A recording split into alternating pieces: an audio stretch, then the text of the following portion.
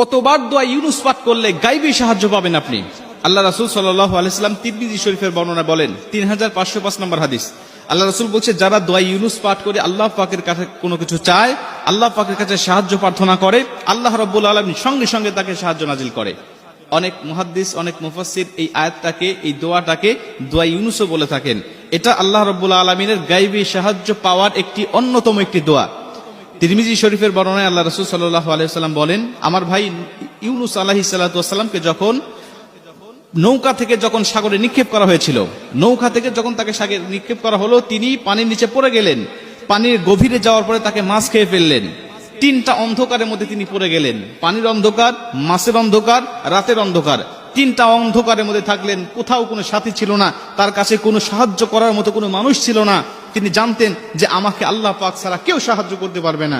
তখন ইউনুস আলাইহিস সালাতু ওয়াসসালাম আল্লাহ পাকের কাছে দোয়া ইউনুস পাঠ করতে লাগলেন। তিনি বলতে থাকলেন, লা ইলাহা ইল্লা আনতা সুবহানাকা ইন্নী কুনতু মিনাজ জালিমিন। হে আল্লাহ, তুমি ছাড়া কোনো মাবুদ নাই, তুমি মহান, তুমি পবিত্র।